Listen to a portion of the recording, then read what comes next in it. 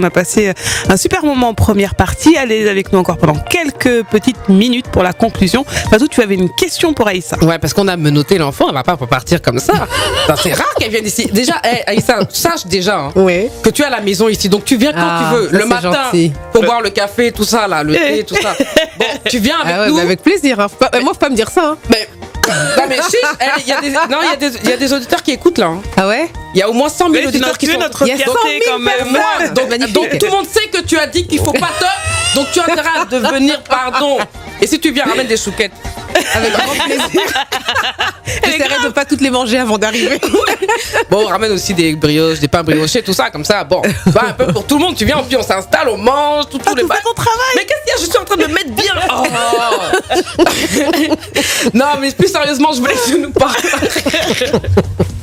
Plus sérieusement, je voulais que tu nous parles de ton association là pour les femmes africaines au pays que tu formes. Tu peux nous parler un peu, nous raconter un peu la bref?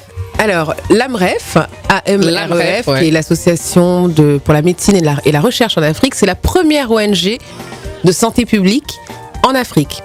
C'est une ONG qui est dirigée par des Africains. Le siège se trouve à Nairobi au Kenya. Ouais. Il y a un bureau qui est très important aussi, une des antennes dirigeantes qui est à Dakar. Et donc les bureaux européens répondent aux politiques qui sont décidées depuis le continent africain par des Africains. Donc pour moi c'est vraiment très important parce que ça veut dire que l'aide qui est organisée, qui est mise en place, elle est pensée sur le terrain par des gens qui connaissent la réalité quotidienne, la réalité des problèmes des gens qui vont devenir les bénéficiaires des programmes. Et puis le fait que ce soit dirigé par des Africains pour des raisons éthiques, ça nous fait sortir aussi du surplomb occidental lié parfois aux aides humanitaires. Pour en venir vraiment au concret, ils ont initié une campagne qui est vraiment très pertinente, qui vise à former 15 000 sages-femmes sur le continent africain 15 000 d'ici à 2015. Pourquoi 2015? Parce que 2015, c'est la date butoir à laquelle, normalement, évidemment, ça n'arrivera pas, malheureusement. C'est ce que j'allais dire. Les objectifs du millénaire définis par l'ONU sont censés être atteints. Parmi ces objectifs numéro 1, il y en a 8. Le numéro 5, c'est lutter contre la mortalité maternelle. D'accord. Et donc l'ONU prend en charge une partie des programmes et l'AMREF prend en charge 25% de cette problématique-là en formant des sages-femmes. Donc on n'envoie pas des médecins ou des sages-femmes depuis l'Europe qui vont là-bas et qui repartent et qui laissent un vide après être partis, mais on forme sur le terrain, soit en formation initiale, donc des jeunes femmes qui veulent devenir sages-femmes. Et qui vont transmettre après à d'autres. Voilà, soit en formation continue, on permet à des sages-femmes qui pratiquent déjà d'accéder à une formation pour s'améliorer sur différents plans de leur travail. Et c'est en plus fait de façon très moderne. Donc il y a des formations qui ont lieu à l'école et des formations qui ont lieu en e-learning, vraiment à partir de CD-ROM ou d'internet, etc. Donc ces femmes-là sont prises en charge pendant 2 ans.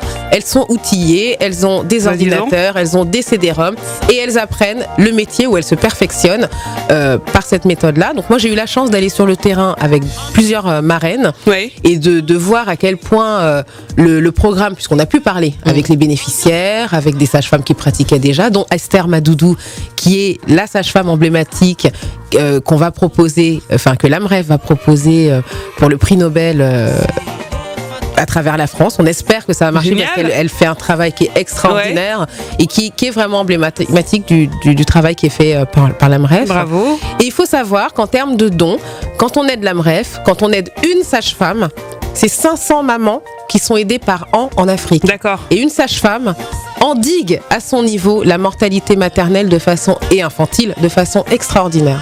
Donc c'est évidemment une ONG, une association que je soutiens et que j'appelle à soutenir. Et comment on fait alors, donc pour participer, pour donner? Alors vous tapez amref.org. Tu peux appeler AMREF? AMREF. Tout simplement. M comme Aïssa Meiga. Non, je plaisante. C'est vraiment une plaisanterie douteuse. Je l'efface tout de suite. Mais amref.org ou .fr, je ne sais plus. Mais enfin, on le trouve vraiment très facilement sur Internet. Et vous pouvez visiter. On envoie les dons. Et vous pouvez évidemment envoyer des dons et visiter le site pour voir quelles sont les actions qui sont menées. Sachant que 90% des sommes qui sont données à l'AMREF vont directement sur le terrain. Et uniquement 10% qui vont pour, malheureusement c'est indispensable pour les frais de fonctionnement de l'ONG, mais c'est vraiment une des rares qui alloue autant des fonds aux actions sur le terrain. Bravo Aïssa. Ouais, c'est cool ça. Merci. Bon très bien, on a passé un super moment. Merci d'être venue Aïssa, vraiment. Aïssa, merci beaucoup. Mais attends, je voulais aussi lui demander parce que elle est quand même l'une des seules, quand je dis, il y en a d'autres, mais quand je dis l'une des seules négresses, comédiennes négresses qu'on voit à la télé, genre sur TF.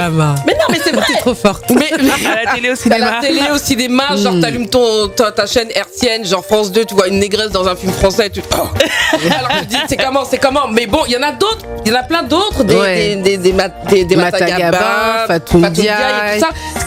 Comment tu te sens par rapport, voilà aussi qui est sur Plus belle la vie. Oui. Comment tu te sens par rapport à elles toutes, parce que j'ai l'impression que t'es quand même un peu l'extraterrestre quand même de toutes les comédiennes déjà noires. le truc c'est qu'on a quand même démarré plus ou moins ensemble donc on se connaît, et avec certaines j'ai des liens d'amitié qui sont hyper forts, donc avant tout on est copines, amis. Après, on peut pas être amis avec tout le monde. Enfin voilà.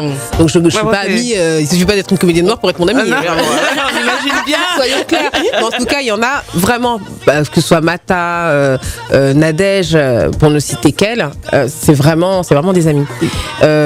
Ensuite, on sait que c'est dur pour tout le monde. Moi, je considère que j'ai eu une chance extraordinaire. Et voilà, enfin, je vis tout ça avec franchement beaucoup d'humilité parce que je sais à quel point c'est très difficile. Et c'est difficile pour tout le monde. Non, mes copines, elles n'ont pas besoin de conseils de ma part. Mais vous en parlez entre vous. Oui, on se parle, on se raconte. On parle de ce qu'on vit, de notre expérience. Mais je pense que d'ailleurs, il serait très intéressant qu'un jour on écrive un ouvrage collectif. C'est ce que j'allais dire, faut nous en parler à nous aussi. Des trucs, mais sérieusement, c'est drôle. Et pathétique et violent et enfin c'est vraiment une expérience française riche. Et pour ce qui est de donner des conseils, c'est très difficile parce que c'est pas un métier dans lequel on arrive avec une formule, une formation diplômante qui fait qu'on arrive à un poste. C'est beaucoup plus aléatoire que ça, mais au-delà de l'aléatoire, ce sur quoi on peut travailler, c'est soi, parce que l'acteur est son propre instrument. Complètement. Donc je pense qu'il faut vraiment miser sur une formation béton. Aller à l'école, que ce soit au cours Florent ou au laboratoire de l'acteur. Enfin, je parle des cours parisiens, mais il y en a partout. Aller se former à l'étranger quand on en a les moyens. D'aller en Angleterre, en Irlande, aux États-Unis. Enfin, c'est très cher, mais je pense que c'est vraiment la formation qui est la clé, parce que tous les grands acteurs qu'on voit, qu'on admire et qui durent, sont des gens qui ont eu une formation béton et qui en plus continuent à se remettre en question à travers chaque rôle, après film après film. Donc à l'auditeur qui a appelé tout à l'heure et qui demandait des conseils pour être acteur, c'est ce que tu lui réponds alors. Voilà, et ensuite c'est d'essayer de passer des castings, se faire connaître. Et puis il y a une autre chose, c'est qu'aujourd'hui il y a vraiment des outils hallucinants. Internet. On peut se créer une chaîne YouTube en 2 minutes et poster ses propres vidéos qu'on a faites, écrites, réalisées, filmées, montées chez soi, quoi, à très peu de frais. Donc je pense qu'il ne faut pas hésiter non plus à être dans un processus créatif, d'être proactif vraiment, et de proposer et puis de rencontrer les gens autant que possible. Enfin, après, j'ai pas vraiment de conseils à donner, c'est simplement je livre ce que j'observe et c'est tout, quoi. Est-ce que tu as un dernier mot aux auditeurs, un mot qui te tient à cœur ou tous ces autres acteurs, par exemple. Oui, voilà, moi j'aimerais vraiment. Non, c'est pas les Yaya. Hein. Oui, non, mais faut pas nous appeler les Yaya. Moi-même, je me suis rectifiée. Oui, ça sort le 17 juillet. C'est une grosse production, donc ça va sortir dans plein de salles. Ouais, ça sort dans plein de salles. Ça va être une des belles comédies de l'été, un film d'animation africain, français aussi, puisque c'est un film d'animation de fabrication française. Ouais. C'est produit par Johan Sfar, qui est l'auteur du Chat du rabbin, de Gainsbourg, Vie idéale. Et c'est avec des acteurs incroyables qu'il faut aussi aller voir sur scène quand ils se produisent, comme Erika Bosolombo, Tatiana Rojo, Telak Pomaou, Jackie Ido, Claudia Tagbo. Et je suis sûre que Pascal Nzonzi. Ouais. Tu en oublies. J'en oublie. Mais excuse-toi mais vraiment, c'est un travail collectif qui est magnifique et vraiment pour l'avoir vu dans des projections publiques avec des franco-français, des franco-africains, des africains, c'est un film qui est hyper fédérateur où tout le monde y retrouve son compte parce que c'est hyper tendre, c'est drôle, c'est universel. Voilà. Et voilà. Enfin, pour moi, c'est un bonheur. Donc, vraiment, je le recommande. Il faut dire aux auditeurs d'aller s'enjailler devant Aya. Voilà. Merci du fond du cœur, Aïssa Maïkia, d'avoir accepté notre invitation, d'être venue. Pour votre dernière, en plus, je suis très flattée. Ouais, on tenait vraiment à te recevoir, Aïssa, donc merci beaucoup. Gros bisous à toi, bon vent.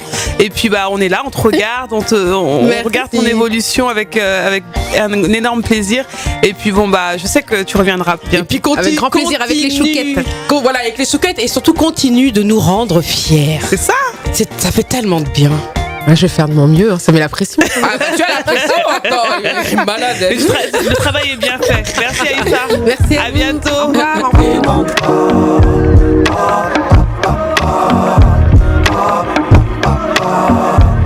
Mbotenayo, Congo, Togo, Gabon, Nigeria, Soudan, Liberia, Burundi, Uganda, Nangadev, Sénégal.